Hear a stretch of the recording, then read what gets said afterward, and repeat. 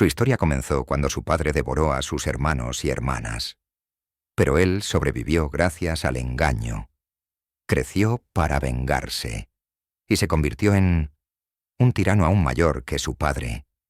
Este es Zeus, pero no el que te enseñaron en la escuela. Olvida al sabio anciano barbudo.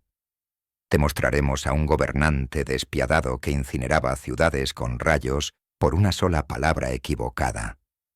Un amante insaciable que no se detenía ante nada, usando el engaño, la transfiguración y la violencia. Y un Dios celoso cuya ira no solo se abatió sobre sus enemigos, sino también sobre su propia familia, dando lugar a una cadena de tragedias interminables. ¿Cómo derrocó a su padre? ¿Cuántos hijos tuvo realmente? ¿Y quiénes eran sus madres? ¿Y qué acción suya hizo temblar incluso a los dioses inmortales? Las respuestas a estas preguntas cambiarán tu visión de la mitología griega para siempre. Quédate con nosotros para ver el verdadero rostro del rey del Olimpo, en el estruendoso caos del universo recién nacido, donde las estrellas apenas aprendían a brillar y la propia materia buscaba su forma. El destino del mundo no se decidió en una gran batalla de titanes, sino en la desesperada mentira de una madre. Esta es la historia de cómo una profecía escalofriante que condenaba a la muerte dio a luz al más poderoso de los dioses, cuyo nombre se convertiría en sinónimo de poder y del cielo. Esta es la historia de Zeus, pero comienza mucho antes de su aparición, con su padre Cronos. Era el menor pero el más ambicioso de la primera generación de titanes. En sus venas corría no solo sangre divina, sino también el veneno de la ofensa. Vio como su propio padre, Urano, el dios primordial del cielo, mantenía a sus hijos, los poderosos cíclopes y los hecatónquiros de 100 brazos, encarcelados en la oscura matriz de la tierra, temiendo su poder. Y entonces Cronos, impulsado por la sed de poder y alentado por su madre Gea, hizo lo impensable. Se rebeló contra el Creador, lo derrocó de su trono y se proclamó a sí mismo el gobernante supremo del cosmos. El ciclo de la traición se puso en marcha. Tras apoderarse del trono, Cronos se regocijó en su omnipotencia, pero la sombra del pasado no lo soltaba. Tan pronto como saboreó el poder absoluto, escuchó el eco de su propia acción. Una siniestra profecía. El destino, o quizás la maldición de su padre derrocado, le susurró al oído que le esperaba la misma suerte. Sería derrotado por su propio hijo, tal como él mismo había hecho con su progenitor. Un frío terror atravesó su esencia divina. La idea de perder el poder, de tener que soportar la misma humillación, se convirtió en una obsesión. El miedo, ese gran tirano de las almas, engendró en él una monstruosa crueldad, transformándolo de gobernante en un carcelero paranoico de su propia raza. Cronos encontró lo que creía que era una solución infalible. Decidió aniquilar la propia posibilidad de amenaza. Cuando su esposa, la titánide Rea, dio a luz a su primogénito, la hermosa diosa del hogar Hestia, Cronos, sin dudarlo un segundo, devoró a la criatura entera. Luego, la misma suerte corrieron Deméter, la diosa de la fertilidad, Hera, la futura reina de los cielos, Hades, a quien estaba destinado a gobernar el mundo de las sombras, y finalmente, el poderoso Poseidón, el señor de los mares. Cada grito del recién nacido se ahogaba en la insaciable entraña del padre, dejando a Rea en un silencioso y desgarrador dolor. Su desesperación crecía con cada hijo perdido. Era madre, pero no tenía a quien amar. Era reina, pero sus hijos eran prisioneros en la carne de su propio padre. Ya no podía soportar esta pesadilla. En su alma se gestó un plan, audaz, arriesgado, el único.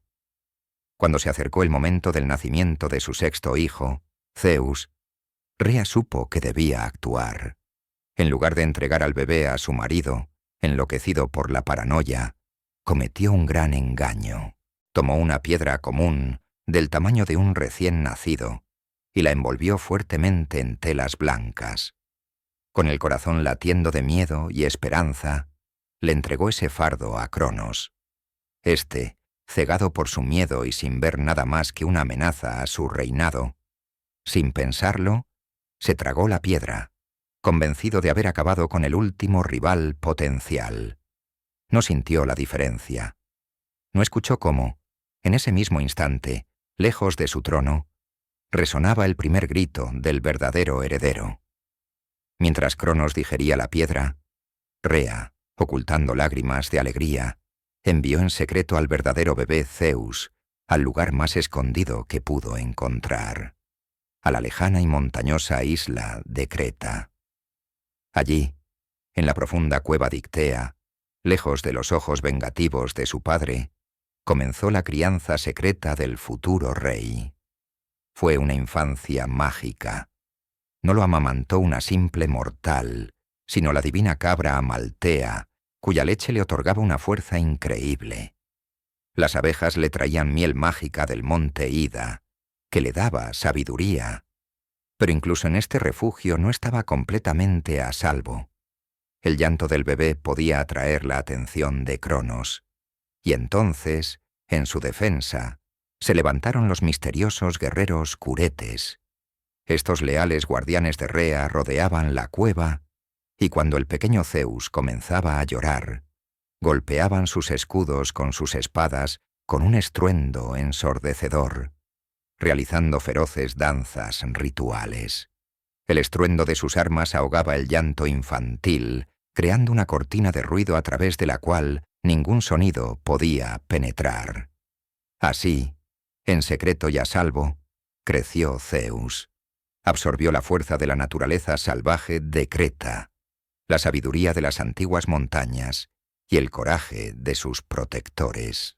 Mientras tanto, en el Olimpo, su padre Cronos reinaba sin restricciones, seguro de su poder inquebrantable, sin sospechar que su verdadera perdición no era una piedra fría que yacía en su estómago, sino su hijo menor, cuyo corazón se llenaba cada día de sed de justicia y de la determinación de liberar a sus hermanos de su horrible prisión. La hora de la rendición de cuentas se acercaba. Ascendiendo de joven a una deidad poderosa, Zeus abandonó su refugio cretense. El fuego ardía en su alma, pero entendió que no podía derrotar a Cronos con fuerza bruta. Necesitaba astucia, digna de su madre. Se presentó en la corte de su padre, pero no como un temible vengador, sino como un humilde y discreto copero. Nadie, y menos aún Cronos, reconoció en el esbelto joven al bebé que creía haber devorado hacía muchos años. Zeus sirvió a su padre, esperando el momento oportuno, estudiando sus hábitos y debilidades. Y entonces llegó el momento. Durante uno de los banquetes, preparó una pócima especial, una mezcla de néctar y una hierba especial dada por la sabia titánide Metis.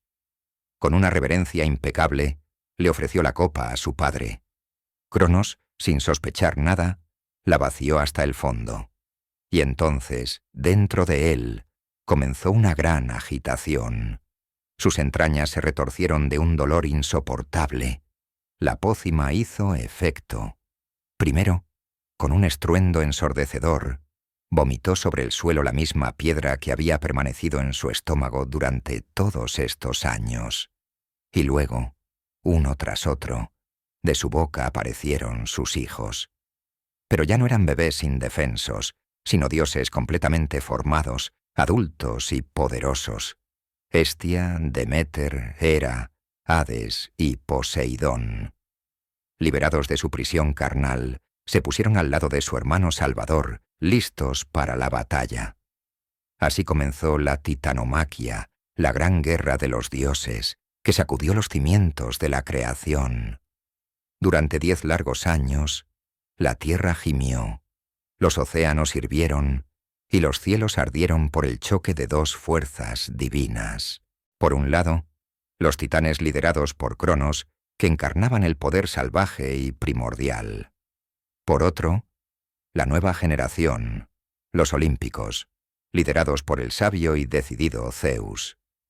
Las fuerzas estaban igualadas y la guerra llegó a un punto muerto. Los titanes, como el poderoso Atlas, que sostenía la bóveda celeste, y el astuto Japeto, parecían invencibles. Los olímpicos lucharon desesperadamente, pero les faltaba una ventaja decisiva. Entonces Zeus recordó a los otros prisioneros de su padre. En lo profundo del Tártaro, en el abismo más oscuro del inframundo, languidecían aquellos a quienes Cronos temía tanto como a sus propios hijos. Los cíclopes de un solo ojo, los grandes maestros herreros y los hecatónquiros de 100 brazos, cuya fuerza era indescriptible. Zeus descendió a este infierno y les ofreció la libertad a cambio de ayuda. Agotados por el eterno encarcelamiento, aceptaron con alegría.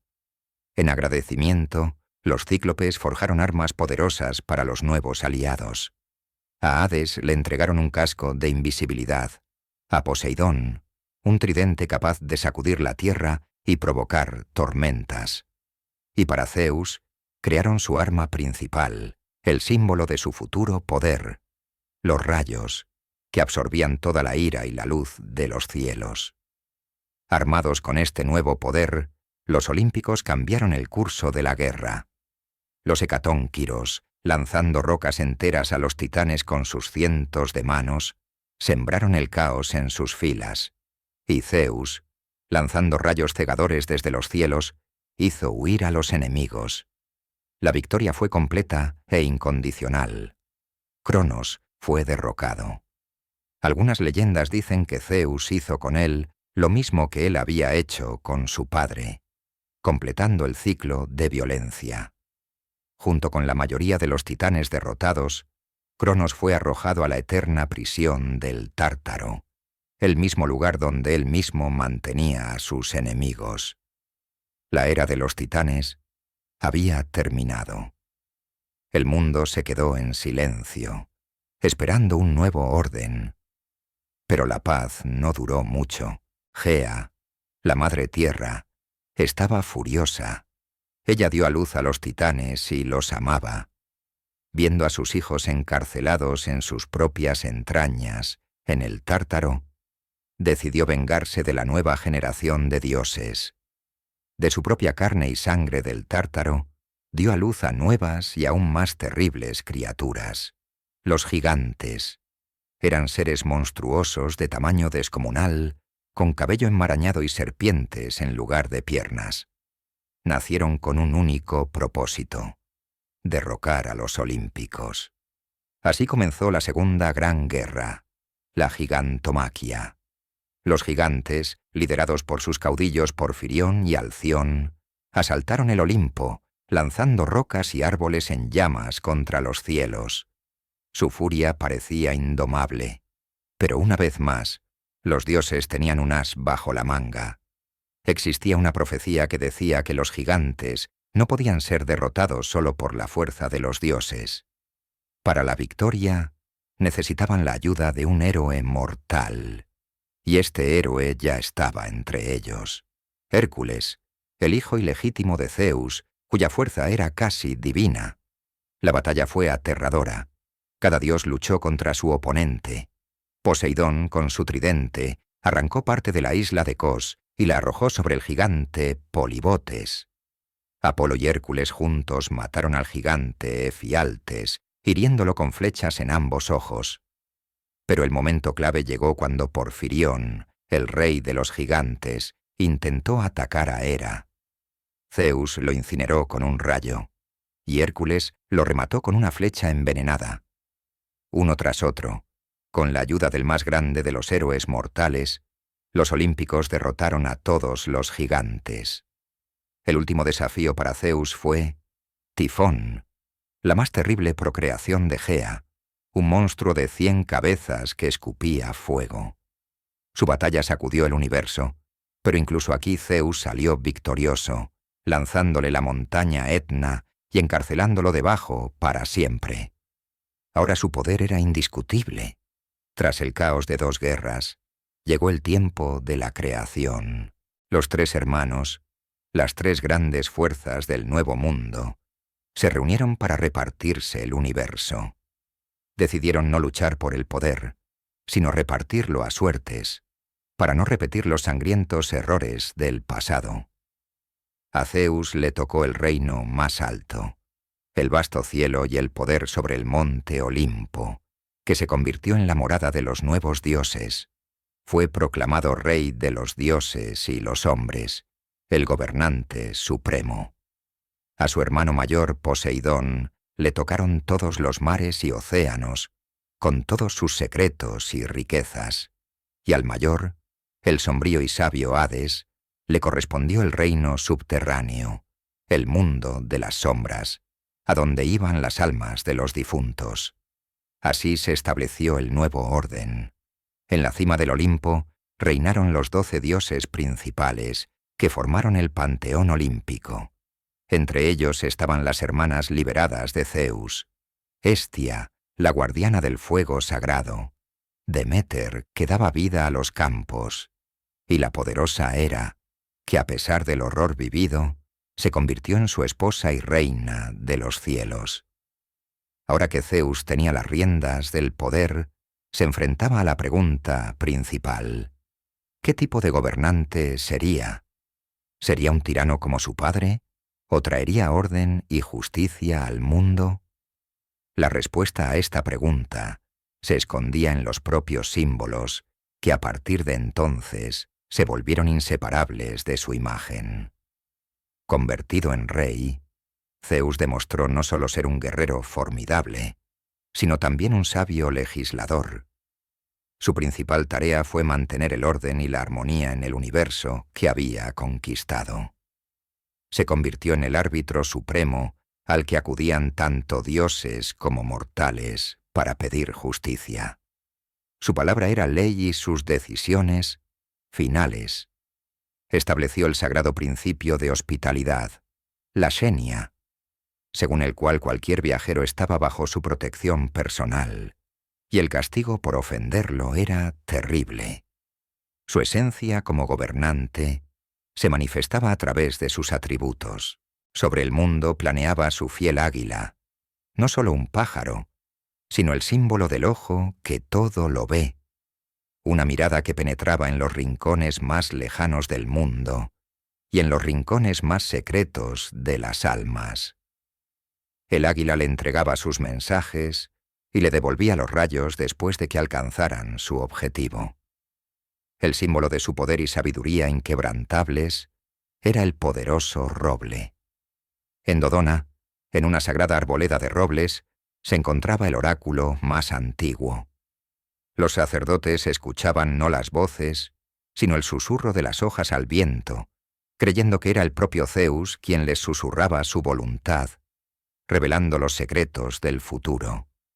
Y en su hombro o en su mano descansaba la égida, un escudo divino forjado por Hefesto, cubierto con la piel de la cabra Amaltea y adornado con la cabeza de Medusa Gorgona.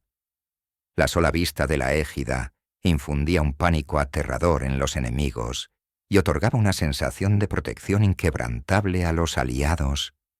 No era solo un escudo, sino un símbolo de protección divina y poder irresistible.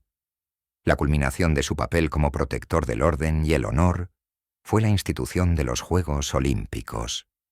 Una vez cada 4 años, todas las guerras entre las polis griegas cesaban, y los mejores atletas se reunían en Olimpia para competir en fuerza y agilidad, no por oro, sino por una corona de olivo, un símbolo de paz y el favor del propio Zeus. Era un momento en el que el valor se valoraba más que la riqueza, y la lucha justa más que la astucia. En esos momentos, Zeus se presentaba como un monarca brillante y justo, garante de la estabilidad y la ley. Pero esta brillante medalla tenía también su reverso, un lado oscuro. El poder absoluto que poseía reveló otras facetas de su carácter, mucho más inquietantes, El sabio y justo rey tenía un temperamento indomable y deseos insaciables que a menudo conducían a tragedias. Su justicia podía ser terriblemente cruel.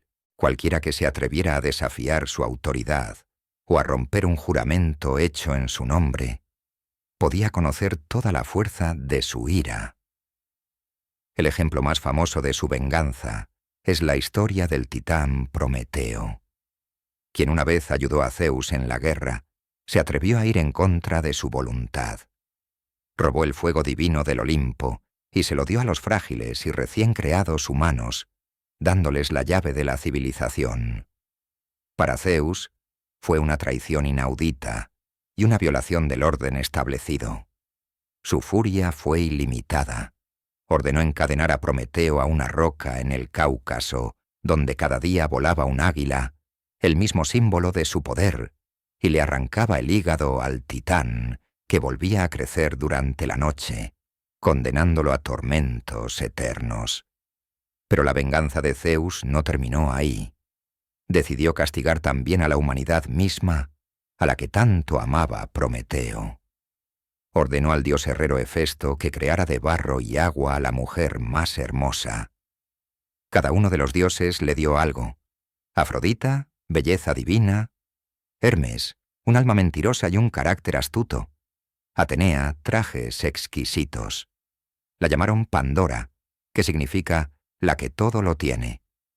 A ella, junto con una vasija sellada, Zeus la envió a la tierra al hermano de Prometeo, el cándido Epimeteo. A pesar de las advertencias de su hermano de no aceptar regalos de los dioses, Epimeteo quedó cautivado por la belleza de Pandora y la tomó como esposa. Guiada por la curiosidad que Hermes había puesto en ella, Pandora abrió un día la vasija.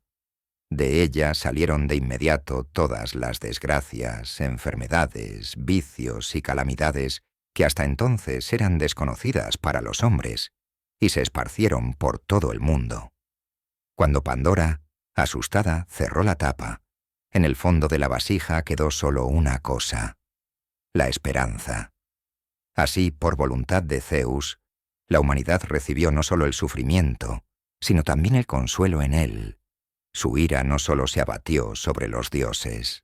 El rey mortal Salmoneo se atrevió a desafiar a Zeus, construyendo un puente de cobre y cabalgando por él en un carro con pieles secas para imitar el estruendo de los truenos, y agitando antorchas imitando los rayos. Por tal blasfemia, Zeus lo incineró a él y a toda su ciudad con un rayo real. Y cuando el rey Licaón le sirvió en un banquete carne humana para probar su omnisciencia, Zeus, en su furia, lo convirtió en lobo y desató el gran diluvio sobre toda la humanidad, decidiendo limpiar la tierra de la maldad y empezar la historia de nuevo, perdonando solo a una pareja piadosa. Sin embargo, el lado más oscuro y escandaloso de su naturaleza fueron sus innumerables aventuras amorosas. Estaba casado con Hera, la diosa del matrimonio, pero la engañaba constantemente. Su atracción no conocía límites. Perseguía a diosas, ninfas y mujeres mortales, y para lograr su objetivo no se detenía ante nada. Era un maestro del engaño y la transfiguración.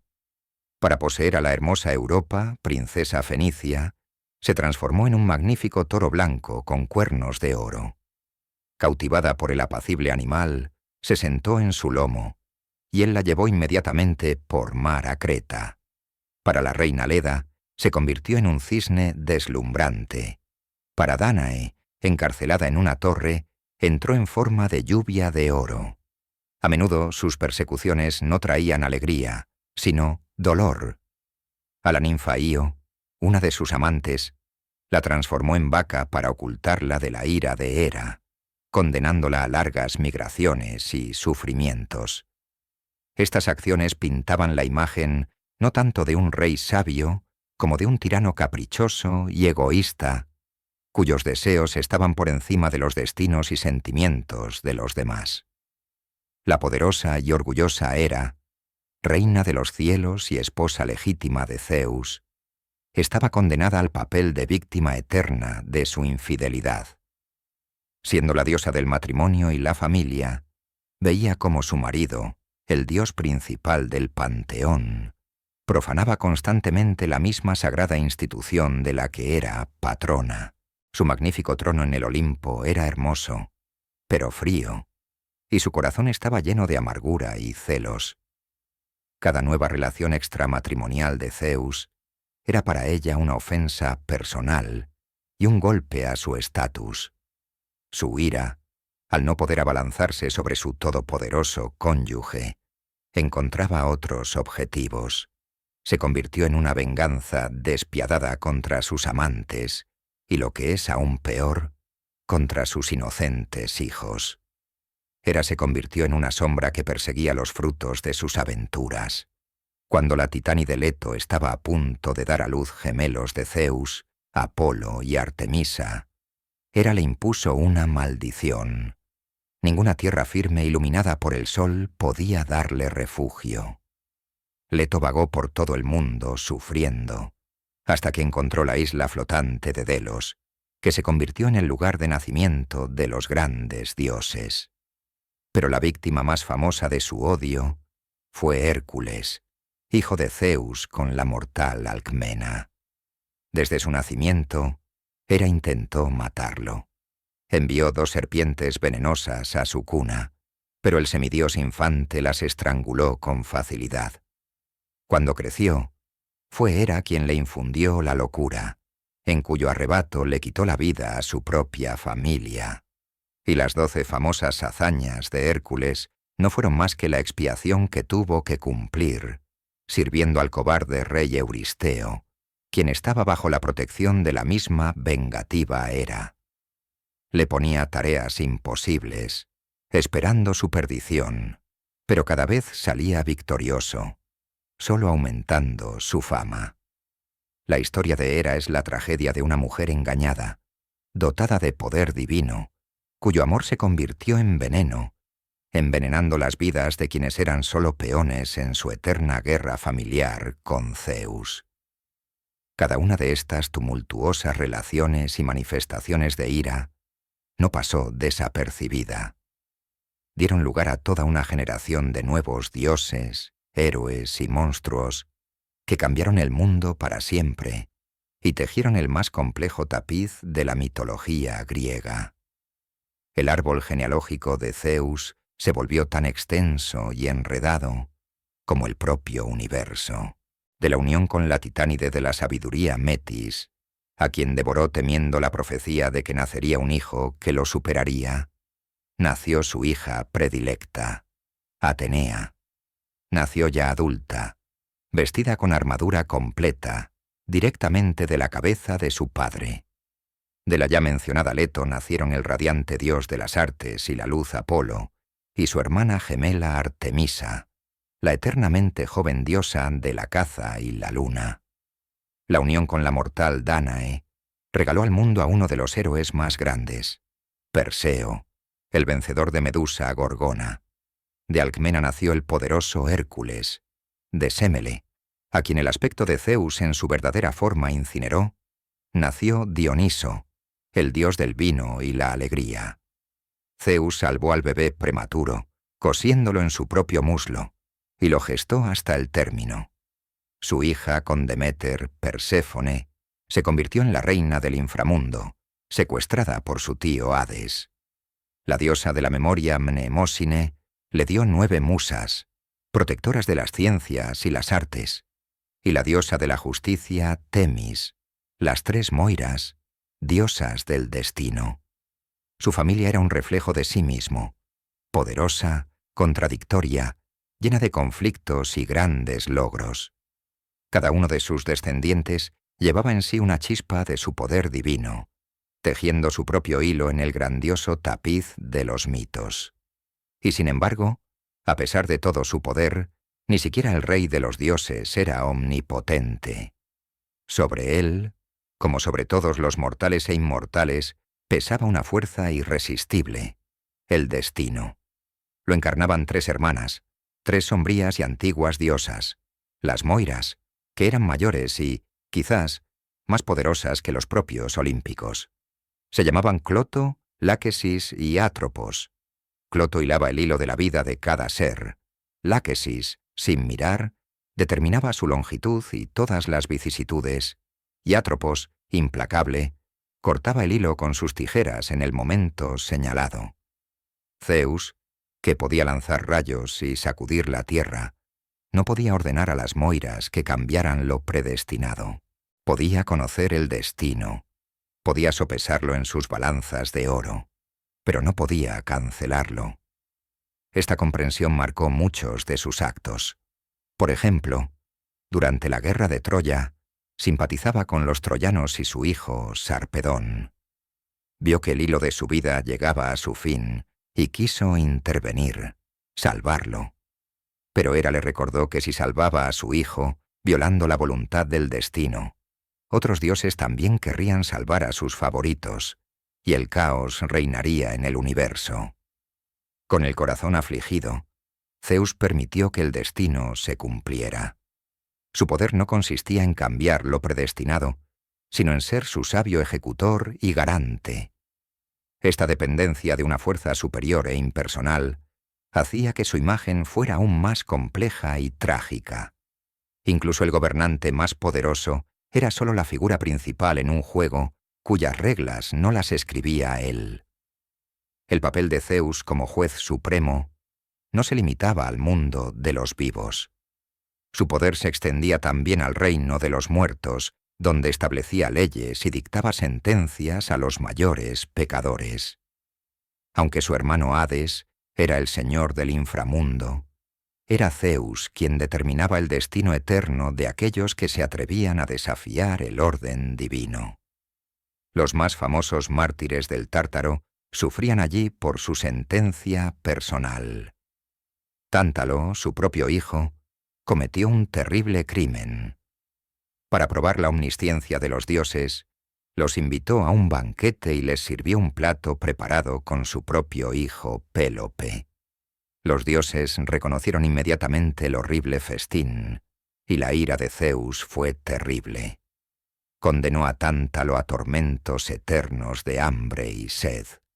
Él está hasta el cuello de agua cristalina, pero tan pronto como se inclina para beber, el agua desaparece. Sobre su cabeza cuelgan ramas con frutos jugosos, pero tan pronto como extiende la mano, el viento se las lleva. Otro pecador famoso, Sísifo, rey de Corinto, era conocido por su astucia. Engañó a la muerte misma, Tánatos, e incluso al propio Hades, escapando del inframundo. Por tal audaz profanación de las leyes del cosmos, Zeus lo condenó a un trabajo eterno e inútil.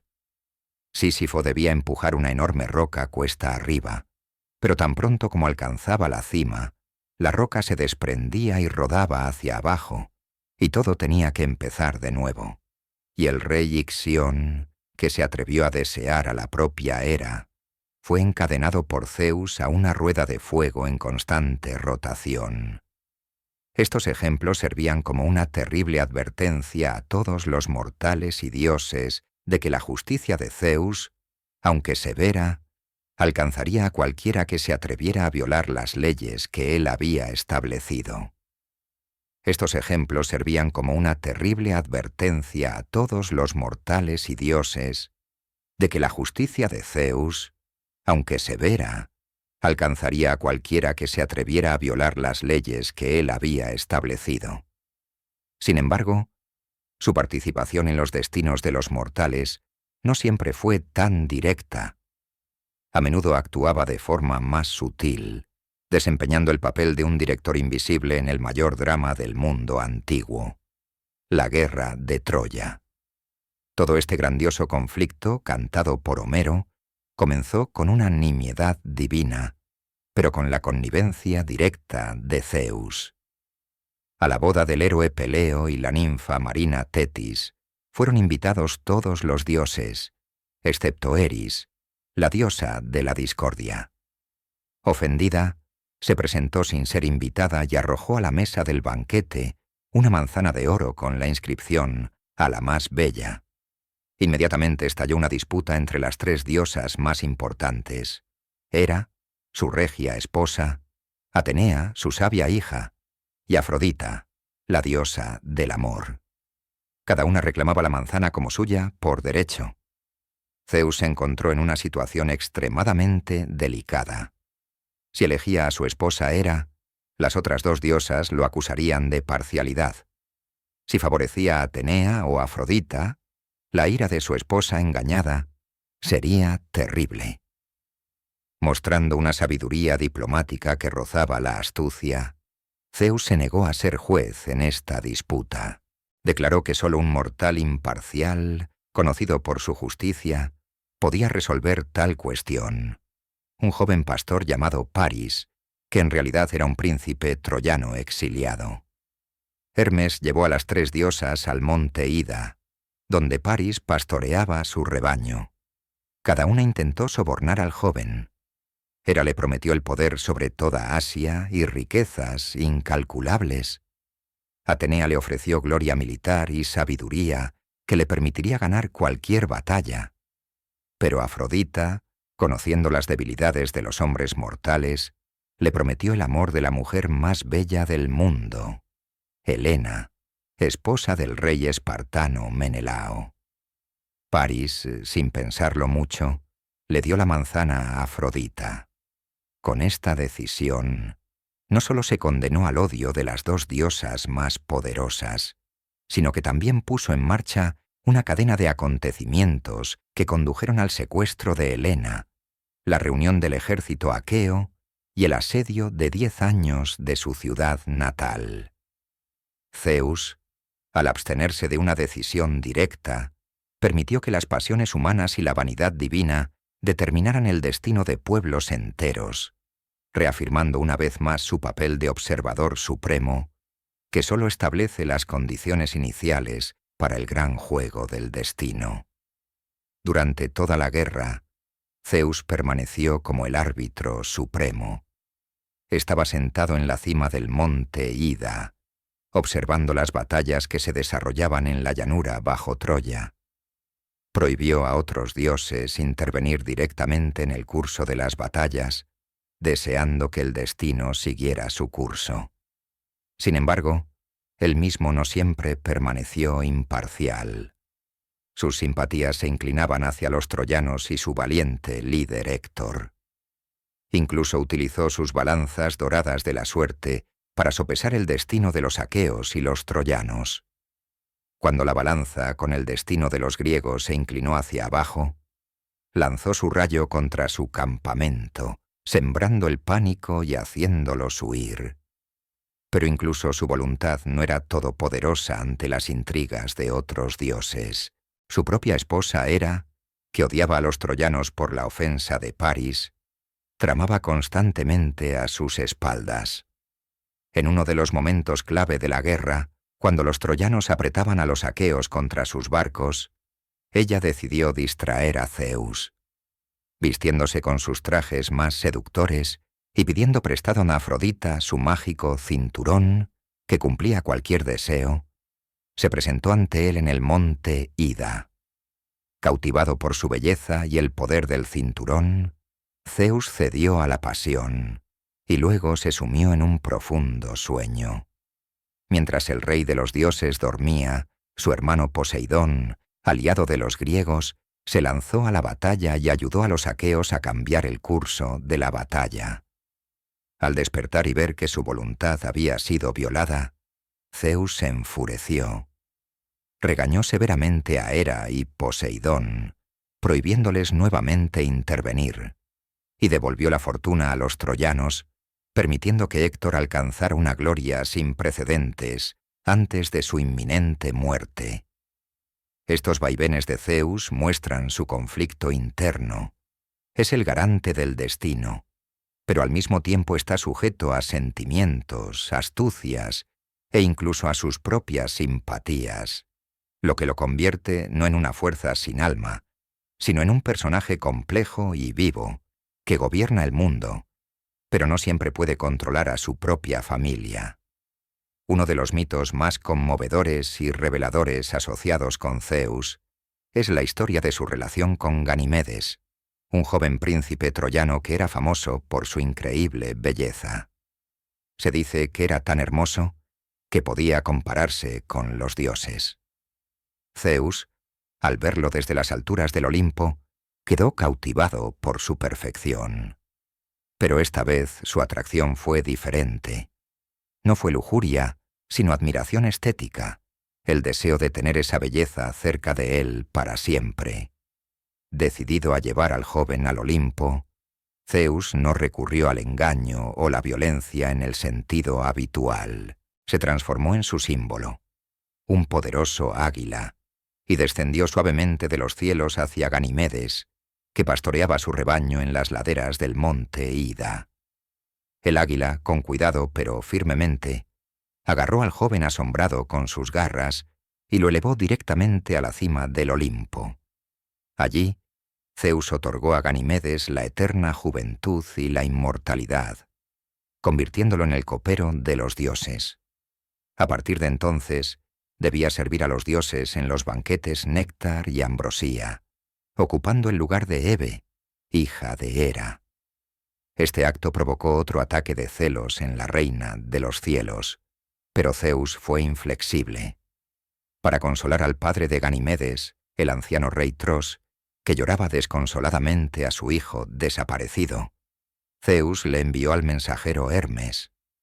Hermes transmitió al rey que su hijo había sido honrado con la mayor distinción: vivir entre los dioses, y como compensación, Zeus le regaló a Tros un par de magníficos caballos inmortales, más rápidos que el viento. El mito de Ganimedes es multifacético. Por un lado, es una historia de arbitrariedad divina y rapto. Por otro lado, es un símbolo de la elevación de la belleza mortal a nivel divino, y también una de las historias centrales en la cultura griega que explica y legitima las relaciones homosexuales, especialmente entre un hombre adulto y un joven. Para Zeus, fue otra forma de afirmar su voluntad. Toma lo que considera hermoso y lo coloca en su mundo, en el Olimpo, estableciendo nuevos órdenes incluso en la jerarquía divina. Tras finalizar las guerras y afirmar su poder, Zeus se convirtió no solo en un gobernante, sino también en la fuente de leyes y orden, no solo para los hombres, sino también para los propios dioses. Les distribuyó las esferas de influencia, o timai, creando una estructura jerárquica clara del panteón olímpico. A Apolo le confió el arte, la música y las profecías. A su hermana Artemisa, la naturaleza salvaje y la caza. A Ares, su belicoso hijo, le entregó el lado cruel y sangriento de la guerra, mientras que a su sabia hija Atenea la convirtió en la protectora de la guerra justa y estratégica. Hefesto recibió el poder sobre el fuego y la artesanía. Hermes, sobre el comercio, las carreteras y la astucia. Zeus actuó como el juez supremo en sus disputas. Cuando Apolo, enfurecido, mató a los cíclopes que habían forjado el rayo con el que Zeus había fulminado a su hijo Asclepio, fue Zeus quien le impuso el castigo: 1 año de servicio a un rey mortal. Cuando Ares fue acusado de matar al hijo de Poseidón, Zeus estableció en la colina de Atenas el primer tribunal del mundo, el Areópago, donde los dioses juzgaron a un dios, sentando las bases de la justicia. Era el guardián de los juramentos. Cualquier juramento hecho por las aguas del río subterráneo, Estigia se consideraba irrompible incluso para él. Al dios que lo violara le esperaba un terrible castigo. Durante 1 año perdía el aliento y la voz, y luego era desterrado del Olimpo durante 9 años. Con esto, Zeus demostró que incluso el poder absoluto debe someterse a principios inquebrantables. Pero su orden no era estático, era dinámico, evolutivo. Protegía a héroes como Hércules y Perseo, viéndolos como herramientas para luchar contra el caos y los monstruos que quedaban de la era anterior. A través de sus hazañas, purificaba la tierra, haciéndola más segura para los hombres. Estableció las leyes de hospitalidad, castigando a quienes ofendían a los viajeros, y las leyes de súplica, protegiendo a quienes buscaban refugio en los altares.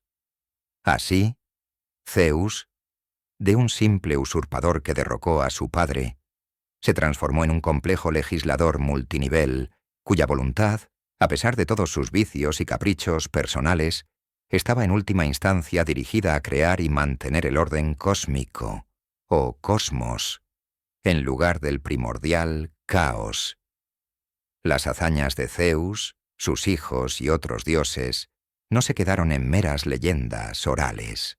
Encontraron vida eterna en piedra, arcilla y versos de grandes poemas, convirtiéndose en parte integral de la cultura humana. Su imagen, poderosa y barbuda, con un rayo en la mano, se convirtió en canónica. Templos se erigieron en su honor por todo el mundo griego, pero uno de ellos superaba a todos los demás. En Olimpia, la patria de los juegos dedicados a él, se alzaba el majestuoso templo de Zeus. En su interior se encontraba una de las 7 maravillas del mundo antiguo, una estatua gigante del dios, creada por el gran escultor Fidias. Estaba hecha de marfil y oro puro. Zeus estaba sentado en un trono. Su figura era tan majestuosa y viva que, según los contemporáneos, parecía que iba a levantarse en cualquier momento y el techo del templo no soportaría su altura. Escenas de su vida adornaban innumerables vasijas y ánforas pintadas. Aquí lo vemos venciendo a los titanes, aquí raptando a Europa, aquí impartiendo justicia. Grandes poetas lo convirtieron en el personaje central de sus obras. En la Teogonía de Hesíodo se describe en detalle la historia de su nacimiento y su ascenso al poder, y en los poemas épicos de Homero, la Ilíada y la Odisea.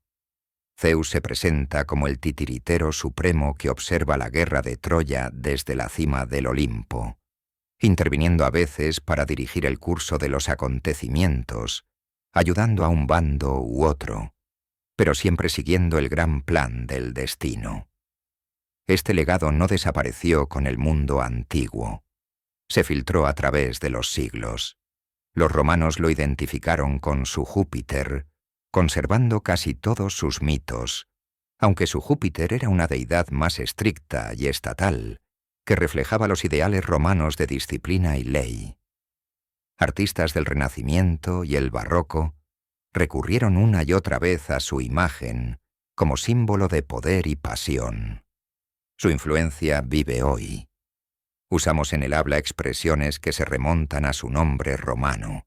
En psicología surgió el término complejo de Zeus para describir un tipo de personalidad autoritaria y dominante. En ciencia, el planeta más grande de nuestro sistema solar lleva su nombre, Júpiter, y en la cultura pop moderna se ha convertido en un personaje constante en películas, dibujos animados, libros y videojuegos, desde el Hércules de Disney hasta la serie de novelas de Rick Riordan, Percy Jackson, donde su historia sigue cautivando a nuevas generaciones. Ha demostrado que el mito real no muere. Al concluir este viaje épico, vemos que Zeus es mucho más que un simple dios del trueno y los relámpagos. Es la encarnación viviente de la propia idea de poder, con toda su grandeza, sabiduría, seducciones y horribles vicios. Su complejo carácter, en el que la justicia coexiste con la tiranía y el amor con la crueldad, se ha convertido en un espejo eterno para la humanidad. Los antiguos griegos, al crear su imagen, no intentaron pintar una deidad ideal. Intentaron explicar el mundo que los rodeaba, tan impredecible, hermoso y a veces aterrador como un repentino rayo en un cielo despejado. Y esta imagen no era única. Casi todas las grandes culturas tenían su dios supremo del cielo, que reflejaba ideas similares. En la mitología nórdica, los rasgos de su poder eran compartidos por el sabio Odín, rey de los dioses, y su hijo Thor, el dios del trueno. En el antiguo Egipto, el dios Sol Amón-Ra ocupaba una posición similar de gobernante supremo, y en el hinduismo, el rey de los dioses Indra también dominaba el trueno, el relámpago, y era la figura central de muchos mitos. Esta similitud sugiere que el deseo de comprender la naturaleza del poder, el orden y el caos es una experiencia humana universal. La historia de Zeus no es solo una colección de cuentos antiguos, es una exploración eterna de la propia esencia del poder y la responsabilidad que conlleva. Es una historia de cómo las buenas intenciones pueden llevar a la tragedia y las pasiones bajas a engendrar grandes héroes. Permanece con nosotros hasta el día de hoy, porque en su figura contradictoria reconocemos tanto nuestras mejores aspiraciones a la orden y la justicia, como nuestros impulsos más oscuros y destructivos. Y mientras la humanidad siga mirando al cielo, tratando de comprender los misterios del universo y de su propia alma, el Rey de los dioses seguirá reinando allí, en los cielos infinitos de nuestra imaginación.